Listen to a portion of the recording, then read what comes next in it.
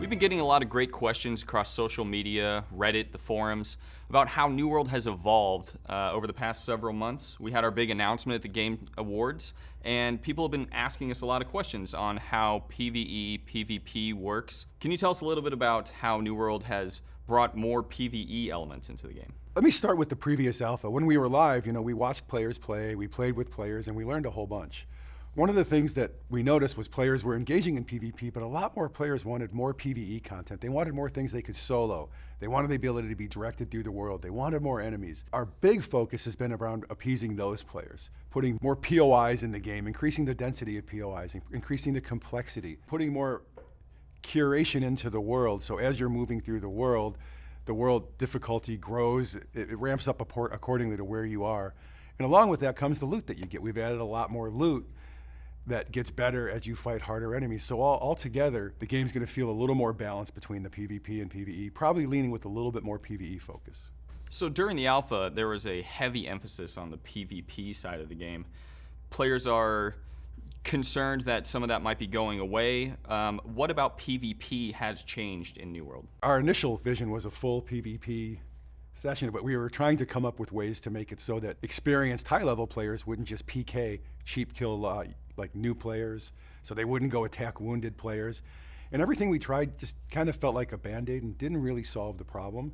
So what we're thinking about now is giving both players that experience so everyone can come to a tournament and have a good time. So we put an opt-in system. We've added factions to the game, so you'll join a faction. And when you hit a certain level, you're allowed to opt into PvP. Anyone who opts in can engage in open world PvP. This also leads to wars, which is where PvP was its most fun in the last alpha. And we've put a lot of work into making war more fun.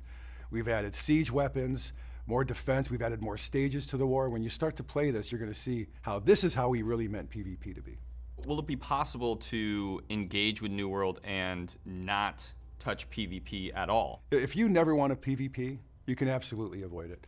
I believe that as players play through the PvE experience, they're going to eventually want to try it and get a taste for it when they get comfortable with the combat style and the gameplay. But it is absolutely a gameplay path that you can do it without ever playing in PvP. So during the alpha, when players would come across another player, they would kill them, all your loot would drop, you would kind of go back to zero. What's the state of that in New World now? So now for the open world opt-in PvP, the penalty is really time. The time it takes you to get back to where you were. We're not going to have you lose anything. We found that players found that crushing to not only get beat up, but to drop everything they had on them was a bit much.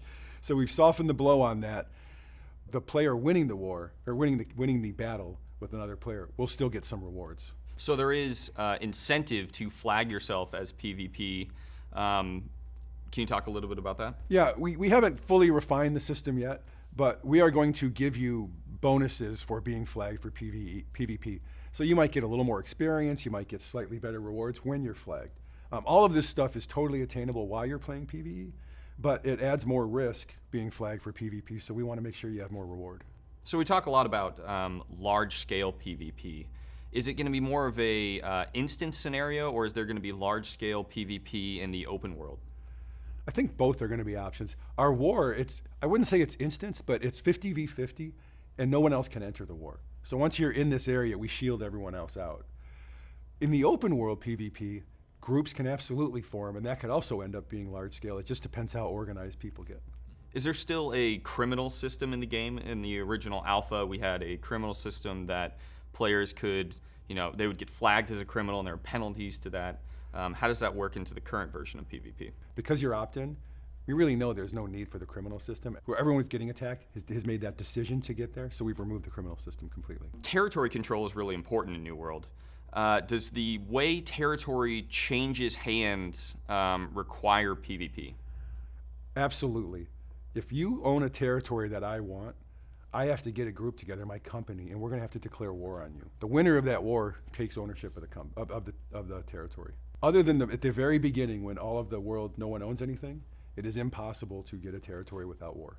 So in New World, will there be PvE dungeons and raids and those types of things? They're not going to be like you traditionally would expect, where you get teleported to one. There will be bosses in the world that require groups to work together to overcome, similar to like world bosses. We may end up growing down the path of adding dungeons and raids. We talk about it a lot, our bigger goal is to get what we have in front of players and start to see what they want and where they push us and help us kind of take the direction. During the alpha, we had a lot of issues with high-level players going down and killing new players who had no experience and no opportunities to explore what New World had to offer. What steps did we take to address that? Well, the opt-in PvP system is a huge step toward that. You have to be in a faction to opt into PvP, and you have to be level 10 to join a faction. So the earliest you could ever even contemplate PvP is level 10. And I think most players will want to wait just a little beyond that and get a little stronger foothold on how the combat and the gameplay works. There is no scenario where, as a new player, you wake up on the beach and have a spear get jammed in your throat. That won't happen. One of the aspects of PvP and war is the idea of more of PvP by appointment. What are some of the bonuses to having that? Well, a big one is you don't get the group that logs in at 2 in the morning and comes and attacks your stuff when you're not there, so you can actually be present to defend it. It also allows companies that own land to set appointment times around when they play, right? So, hey, we all get off work at 6, we're all home at 8 every night ready to play. We want to go to war around 8 or 9 o'clock. Someone else might work night shift, and they might want to find a group that has wars happen around 2 in the afternoon because that's more convenient for them. It allows more players to experience the feature around their schedule. If you're going to pre-order New World, the Deluxe or Standard Edition, obviously one of the benefits is getting into the closed beta in April. What are some of the other benefits that you're going to get for pre-ordering the game? Well, one, you get this really cool amulet, Isabella's amulet. It was in the trailer you saw, the red one that gets pulled out of the. Oh, right. So you'll get that. It's a magic amulet that you can use. You'll get a cool title, Expedition 1. So if you happen to play the game for a long time, and people always say they were there since the beginning, you'll have documented proof. We have a pretty cool emote, fist bump. And the explosion. And the explosion. See the explosion in game. And company crests. So you'll get special crests you can wear on your chest that only your company can use. Companies that pre-ordered the game. Will players who played in the early alpha have a special title as well? Absolutely. Yep. Well, thank you for your continued support of New World. Please follow us on our social channels. We're going to be going over a lot more of New World leading up to beta, so you have a really good idea on all the core systems and features that New World has to offer. Follow us on Twitter at PlayNewWorld, Instagram and Facebook as well.